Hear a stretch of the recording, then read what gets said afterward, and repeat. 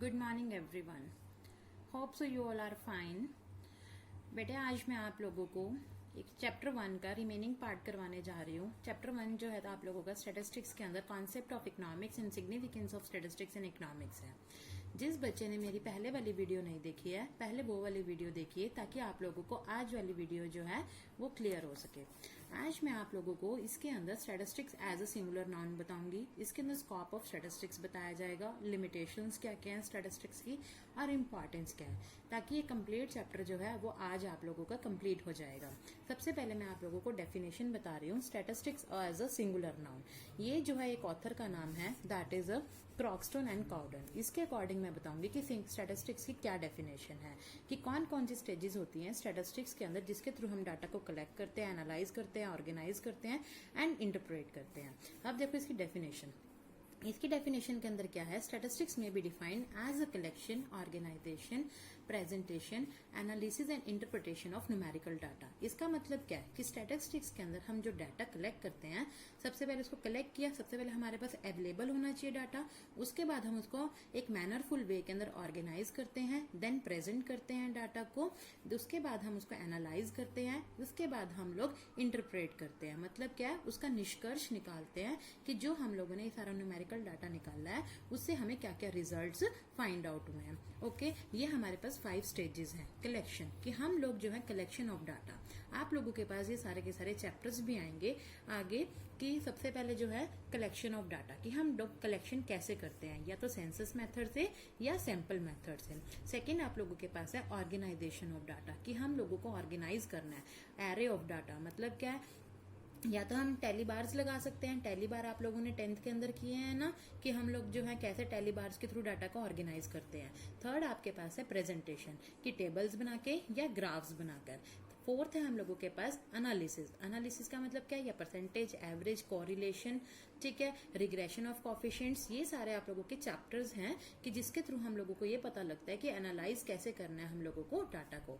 इसके बाद हम लोगों के पास है इंटरप्रिटेशन। इंटरप्रिटेशन का मतलब होता है कि हमारे पास रिजल्ट्स जो हैं, उसके बाद हम लोगों के जो रिजल्ट्स हैं वो पॉजिटिव हैं, नेगेटिव हैं, कैसे रिजल्ट्स आए हैं, कैसे निकाल सकते हैं हम उसको, मैग्नीट्यूड और परसेंटेज के थ्रू, या जो average and the degree of relationship between the different economic variables, इनके थ्रू हम लोग जो है इंटरप्रेट कर सकते हैं रिजल्ट्स को। तो ये हमारे पास 5 स्टेजेस हैं जिनके थ्रू हम लोग डाटा को जो है, पूरी की पूरी स्टैटिस्टिक्स है ये एक्चुअली में, कि जो हम ये 5 स्टेजेस पढ़ रहे हैं कि collection, organization, presentation, analysis and interpretation, इसके थ्रू ही हम लोग सारा का सारा डाटा को एनालाइज करते हैं, कलेक्ट करते हैं, ऑर्गेनाइज करते हैं। क्लियर। सबसे पहले ये आपका हमारे पास सिंगुलर नाउन के अंदर आता है, कि हमारे पास क्रॉक्सटन एंड काउडन के अकॉर्डिंग आप लोगों को डेफिनेशन लिखनी है। इसके बाद ये 5 स्टेजेस बतानी है। उसके बाद आपको बताना है कि कौन कौन से स्टैटिस्टिकल टूल हम यूज करते हैं एक स्टैटिस्टिकल स्टडी को करने के लिए। Clear. Now the scope of statistics. Scope of statistics के अंदर क्या होता है, हमारे पास 3 चीजें हम इसके अंदर पढ़ेंगे, कि नेचर ऑफ स्टैटिस्टिक्स क्या है, subject matter of statistics and limitations. आपके पास एग्जाम के अंदर अगर कभी भी कोई भी क्वेश्चन आता है कि स्कोप ऑफ स्टैटिस्टिक्स के बारे में बताओ, तो आपको तीनों के तीनों पॉइंट्स जो है इसके लिख कर आने हैं, कि नेचर कैसा होता है स्टैटिस्टिक्स का, सब्जेक्ट मैटर क्या है एंड लिमिटेशंस। सबसे पहले हम जो है नेचर ऑफ स्टैटिस्टिक्स को पढ़ेंगे। नेचर का मतलब क्या है, कि जो हमारा स्टैटिस्टिक्स है वो एक साइंस भी है और एक आर्ट भी है। इसका मतलब क्या है, इसके अंदर हम लोग जो है क्वांटिटेटिव डाटा को ना, जो हम कलेक्ट करते हैं, ठीक है, वो हमारे रियल लाइफ की प्रॉब्लम्स भी इसके अंदर हम लोग डिस्कस करते हैं। That is a nature of statistics. अब हम कहते हैं कि problem of unemployment in India, ठीक है, कि अनएम्प्लॉयमेंट जो है इंडिया के अंदर कितने लेवल तक है, कहां तक पहुंच चुका है, तो दैट इज कितनी परसेंटेज है, क्या उसके साइड इफेक्ट्स होते हैं। Okay, that is an example of nature of statistics. Second आप लोगों के पास होता है सब्जेक्ट मैटर, कि हमारे पास कहते हैं हम कि सब्जेक्ट मैटर ऑफ स्टैटिस्टिक्स क्या है। इसके अंदर 2 वेज हैं, कि सब्जेक्ट मैटर के अंदर 2 पॉइंट्स को पढ़ेंगे हम लोग। पहला पॉइंट जो है डिस्क्रिप्टिव स्टैटिस्टिक्स, सेकंड है आपके पास इन्फ्रेंशियल स्टैटिस्टिक्स। आप देखो डिस्क्रिप्टिव जो है स्टैटिस्टिक्स वो क्या होता है। डिस्क्रिप्टिव स्टैटिस्टिक्स देखो, डिस्क्रिप्टिव, इसका मीनिंग क्या है, मतलब कि एक्सपेंडेड वे के अंदर होएगा। और जो इन्फ्रेंशियल है मतलब कि जो हम सैम्पलिंग के थ्रू करते हैं, ठीक है, इसके अंदर हम लोग क्या करते हैं कि सारे के सारे डाटा को हम लोग कलेक्ट करते हैं, ठीक है, उसके बाद उसके एवरेजेस जो है या एवरेज फाइंड आउट करते हैं, या मेजर ऑफ डिस्पर्जन के अंदर डेविएशन, स्टैंडर्ड डेविएशन, वो सब चीजें हम लोग इसके अंदर फाइंड आउट करते हैं। ठीक है, हम इसके अंदर क्या है, ये नहीं है कि हम लोगों ने कि हमारे पास बहुत सारा एक डाटा गिवन है, उसके अंदर से हमने एक सैंपल कलेक्ट कर लिया, हाँ, that will not be done in the descriptive. Okay, clear कि डिस्क्रिप्टिव के अंदर हम लोगों को क्या करना है, is used when you estimate the average height of the secondary students in your school. हमने कहा कि हमारे स्कूल के अंदर एवरेज हाइट जो है वो कितनी है, एवरेजेस जिसके अंदर हम लोग निकालते हैं। मैंने बताया तुम्हें जिसके अंदर हम सारे के सारे स्टेटिस्टिकल टूल्स को यूज करते हैं, that is a descriptive statistics. और इन्फ्रेंशियल स्टैटिस्टिक्स क्या होता है, जिसके अंदर हम लोगों ने कहा कि हमने ना एवरेज हाइट निकालनी है, ठीक है, पूरे के पूरे स्कूल की। अब पूरे स्कूल की एवरेज हाइट या पूरे क्लास की हमने एवरेज हाइट निकालने के लिए हमने क्या किया कि कुछ हाइट को मेजर करना है हम लोगों को। तो हम लोगों ने क्या किया कि कुछ स्टूडेंट्स के सैंपल ले लिया। मैंने कहा कि मेरी क्लास के अंदर 40 स्टूडेंट्स हैं, 40 में से मैंने 5 स्टूडेंट्स का सैंपल ले लिया और जो उनकी हाइट के एवरेज आई वो मैंने कहा कि मेरे 40 के अकॉर्डिंग उसको अरेंज कर लिया कि पूरी की पूरी जो एंटायर क्लास है उसकी जो हाइट है वो ये है। That is a inferential statistics. और डिस्क्रिप्टिव के अंदर क्या करते हैं हम लोग, सारे के सारे हाइट को मेजर करके उसके बाद एवरेज निकालते हैं, उसके बाद हम एस्टिमेट लगाते हैं। क्लियर हो गया? इसके अंदर सैम्पलिंग करते हैं, मतलब इसके अंदर सेंसस करते हैं और एवरेज उसके बाद फाइंड आउट करते हैं।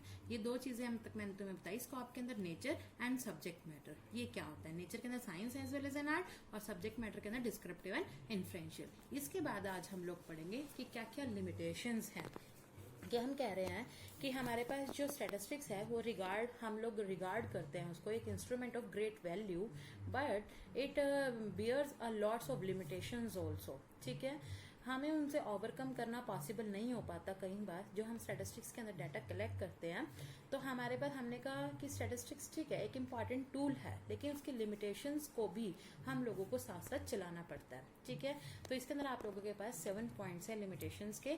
मैं हर एक पॉइंट की एक्सप्लेनेशन अब आप लोगों को बताने जा रही हूँ।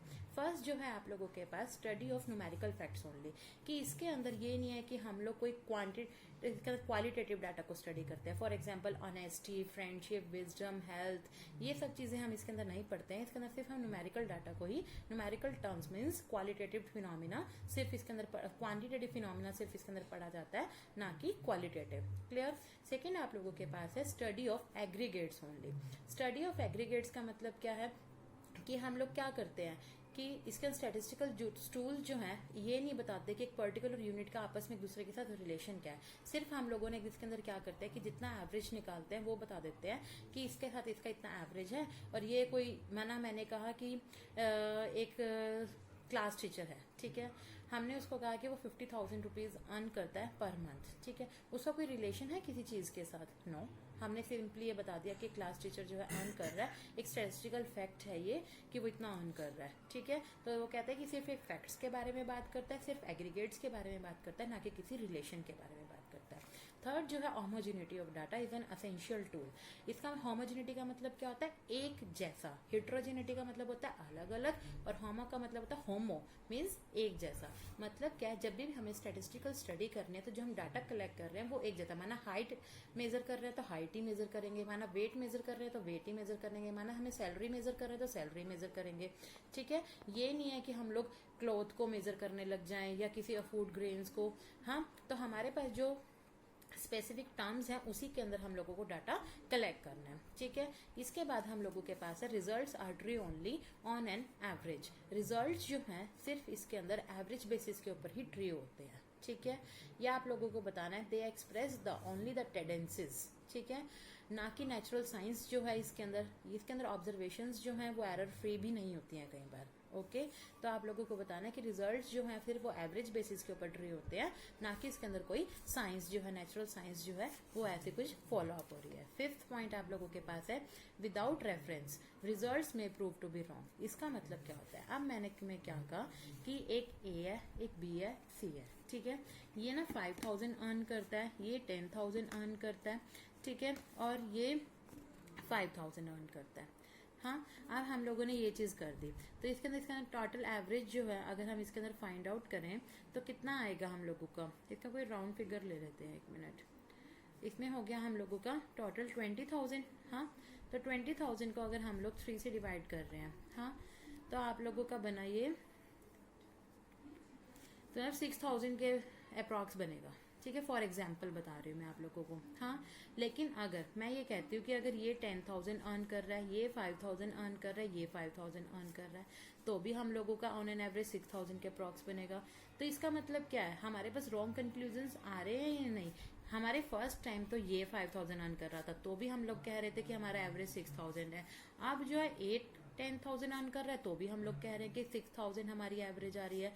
तो क्या एवरेज से हम लोग जो है सही कंक्लूजन निकाल सकते हैं? नो। ओके, तो ये समझ में आया कि अगर हमारे पास कोई रेफरेंस नहीं है तो रिजल्ट जो है वो कई बार रॉन्ग आते हैं। इसके बाद हम लोगों के पास है can be used only by the experts, कि हमारे जो स्टैटिस्टिशियंस हैं या जिनको स्टैटिस्टिक्स की नॉलेज होती है, सिर्फ वही स्टैटिस्टिक्स के थ्रू हमारे फैक्ट्स के रिजल्ट्स निकाल सकते हैं। अदरवाइज ये नहीं है कि कोई भी लेमैन या कोई भी कॉमन मैन जो है वो हमारे स्टैटिस्टिक्स के फॉर्मूलाज या स्टैटिस्टिक्स के फैक्ट्स को यूज कर सकता है। इसके बाद 7 जो है आप लोगों के पास prone to be misuse, कि कई बार जो है स्टैटिस्टिक्स जो है वो एज अ डेविल काम करता है, नॉट एज अ गुड। ठीक है, क्योंकि हर एक चीज जो है वो ये नहीं है कि वो गॉड है। हाँ, some time it may prove just like a devil, कि हमारे पास जो है प्री ड्रॉन कंक्लूजन्स जो हैं वो हमारे रॉन्ग हो सकते हैं और उसका मिस यूज हो सकता है हमारी सोसाइटी के अंदर भी। These are all the limitations of statistics. Now the next is yours importance of statistics, कि क्या इंपॉर्टेंस है हमारी जिंदगी के अंदर स्टैटिस्टिक्स की। वो कहता है अ डे माइट कम, ऐसा दिन हमारे लोगों की जिंदगी में आएगा कि जब डिपार्टमेंट ऑफ इकोनॉमिक्स जो है हमारे, हम कहते हैं ना कि डिपार्टमेंट ऑफ इकोनॉमिक्स जो है वो हमारा यहाँ से खत्म हो जाएगा। इंस्टेड ऑफ दैट, जैसे कि हमारे पास वर्कशॉप्स लगती हैं, स्टैटिस्टिकल वर्कशॉप्स जो हैं वो हमारे यहाँ पे होंगी, just like the chemistry labs and physics lab, कि जहाँ पे हम लोग जो हैं सारे के सारे स्टैटिस्टिकल टूल्स को, इकोनॉमिक्स को, वहाँ पे उनके फैक्ट्स को और उनकी कंप्लीट स्टडी किया करेंगे। ओके, तो हमारी जिंदगी के अंदर स्टैटिस्टिक्स की बहुत ज़्यादा, अब हमने सारी लिमिटेशंस पढ़ ली, उसे ओवरकम करते हुए हम इसकी इंपॉर्टेंस को जानने जा रहे हैं कि क्या क्या हमारी लाइफलाइन जो है इकोनॉमिक्स, ठीक है, वो कैसे हमारी जिंदगी के अंदर ये काम करती है। फर्स्ट देखो आप लोगों के पास क्वांटिटेटिव एक्सप्रेशन ऑफ फर्स्ट है आप लोगों के पास quantitative expression, quantitative expression of economic problems. इसका मीनिंग क्या होता है? अब ध्यान से सुनिएगा सभी, कि हम लोग कहते हैं कि हमारे पास बहुत सारी इकोनॉमिक प्रॉब्लम्स हैं। अनएम्प्लॉयमेंट की प्रॉब्लम है, पॉवर्टी है, प्राइस राइज है, श्रिंकिंग ऑफ एक्सपोर्ट्स है। तो ये सारे के सारे हमको किस फॉर्म के अंदर हमें मेजर करने होते हैं? क्वांटिटेटिव फॉर्म के अंदर, कि जितने भी इकोनॉमिक प्रॉब्लम्स हैं वो हम क्वांटिटेटिव एक्सप्रेशन के फॉर्म के अंदर अपनी इकोनॉमिक्स के अंदर लेकर आते हैं। ठीक है, हमारी इकोनॉमी के अंदर इतनी बड़ी बड़ी प्रॉब्लम्स हैं। अब आजकल देखो हमारी इकोनॉमी इतनी ज्यादा स्लो डाउन जा रही है। ठीक है, मार्केट के अंदर फुल डिप्रेशन चल रहा है। हाँ, तो मार्केट के अंदर जब इतना रिसेशन है, हाँ, क्वांटिटेटिव एक्सप्रेशंस जो हैं हम लोग, हमारे पास जितने भी इकोनॉमिक प्रॉब्लम्स हैं उनको हम क्वांटिटेटिव फॉर्म के अंदर बताते हैं। और जब भी हमें पता लगता है कि हमारी जीडीपी कम हो रही है, हमारी इकोनॉमी के अंदर इतना स्लो डाउन जा रहा है या डिप्रेशन चल रहा है, ठीक है, अब कोरोना वायरस की वजह से देखो हमारे यहाँ पे कितना ज्यादा इकोनॉमिक स्लो डाउन जा रहा है। ठीक है, तो ये हमें किससे पता लग रही है? Economic problem. क्वांटिटेटिव एक्सप्रेशन के अंदर जब हम इसको जो है हमारी इकोनॉमीज जो है वो बता रहे हैं कि कैसे कैसे हमारी इकोनॉमी के अंदर क्या क्या चेंजेस हो रहे हैं। तो फर्स्ट इंपॉर्टेंस क्या है? Quantitative expression of the economic problems. ठीक है, सेकंड हम लोगों के पास है इंटरसेक्टोरल। इसका मैं तुम्हें बताती हूँ मीनिंग, कि इंटरसेक्टोरल एंड इंटरटेम्पोरल, ये बहुत इंपॉर्टेंट टर्म है। ये आपके पास कई बार पेपर के अंदर जो है वैसे भी पूछ ली जाती है कि इंटरसेक्टोरल एंड इंटरटेम्पोरल कंपैरिजंस कैसे होते हैं। इंटरसेक्टोरल कंपैरिजंस, इंटरसेक्टोरल मतलब क्या है? सेक्टर्स के बीच में कंपैरिजन। मतलब क्या है? सेक्टर्स के बीच में कंपैरिजंस कैसे करते हैं हम, कि कैसे करते हैं? जैसे कि प्रॉब्लम ऑफ अनएम्प्लॉयमेंट। ठीक है, नाउ इंटरसेक्टोरल के अंदर क्या होता है कि सेक्टर्स के बीच में, सेक्टर्स हमारे यहाँ पे कैसे होता है कि रूरल एरिया, ठीक है, और अर्बन एरिया। रूरल क्या होता है? गांव के जो एरिया होता है, और अर्बन क्या होता है? शहर का जो एरिया होता है। अब हम कहते हैं कि अनएम्प्लॉयमेंट जो है रूरल एरियाज के अंदर कितनी है और अर्बन एरियाज के अंदर कितनी है। तो इंटर का मतलब आपस के अंदर, सेक्टर्स का मतलब रूरल एंड अर्बन, कि इनके बीच के अंदर कितना कितना हम लोगों के यहाँ पे क्या क्या हम लोग कंपेरिजन कर रहे हैं, किस चीज का? अनएम्प्लॉयमेंट लेवल का। ओके, तो अनएम्प्लॉयमेंट लेवल जो है हमारे यहाँ पे कितना है, किसके बीच में? रूरल और अर्बन एरियाज के बीच में, मतलब इनके सेक्टर्स के बीच में। और इंटर टेम्पोरल का मीनिंग क्या होता है? टाइम पीरियड, कि हम कह रहे हैं कि रूरल एरियाज के अंदर अनएम्प्लॉयमेंट जो थी वो कितनी थी, क्या हमने कहा 2011 के अंदर, ठीक है, और 2019 के अंदर हमारे पास जो है अर्बन एरियाज के अंदर कितनी अनएम्प्लॉयमेंट थी। तो दैट इज इंटरटेम्पोरल, कि हम लोग जो है जब टाइम पीरियड को कंसीडर करते हुए कंपैरिजन करते हैं कि रूरल एंड अर्बन एरियाज के अंदर, ठीक है, कि और प्रॉब्लम क्या उनसे कंसीडर करते हैं, अनएम्प्लॉयमेंट को, पॉवर्टी को, हाँ, कोई भी ऐसी पॉवर्टी या सस्टेनेबल डेवलपमेंट को, कि कितनी सस्टेनेबल, क्वालिटी ऑफ लाइफ कैसी है, कुछ भी हम लोग जो है जितने भी हमारी इकोनॉमिक प्रॉब्लम्स हैं उनको हम लोग कवर अप कर सकते हैं। Now the next point is yours cause and effect relationship, कि कॉज एंड इफेक्ट रिलेशनशिप हम लोगों का क्या होता है।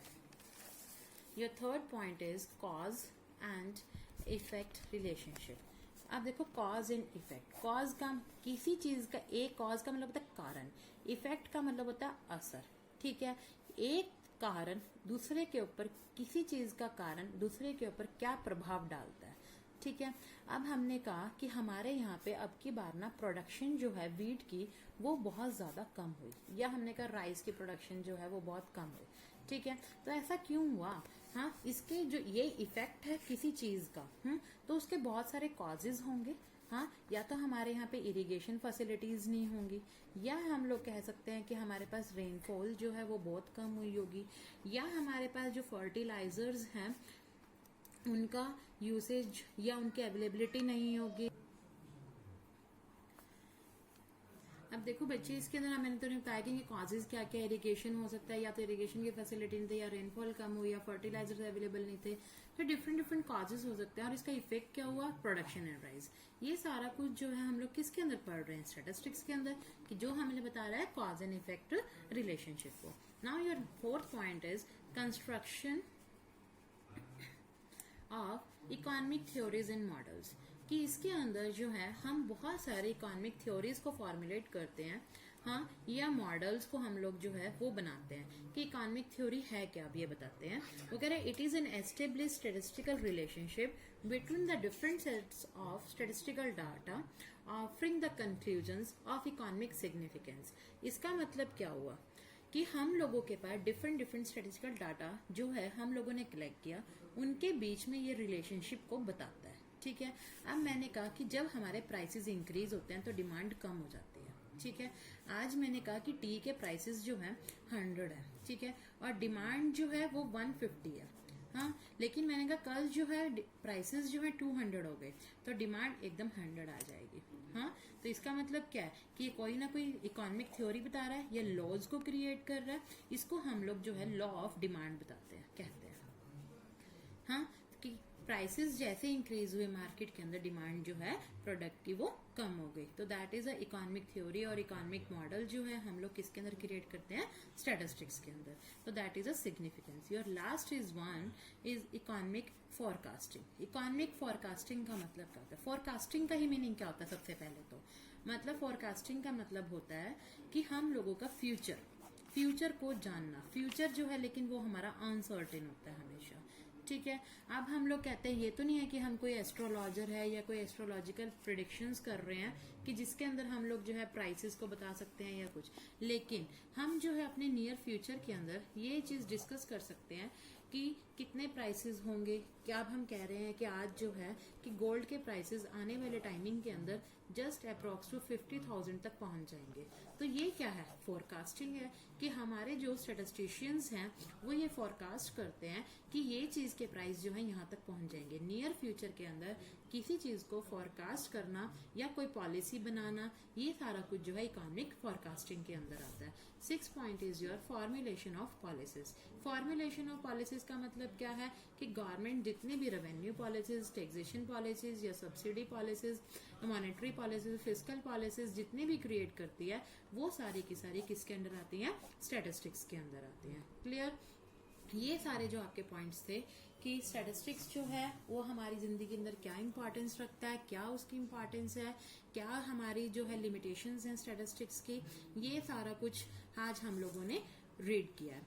आज आप लोगों को इस सारे वीडियो के नोट्स बनाने हैं, ठीक है। कोई भी प्रॉब्लम है आप लोग मुझसे पूछ सकते हैं और प्लीज सब्सक्राइब माय चैनल।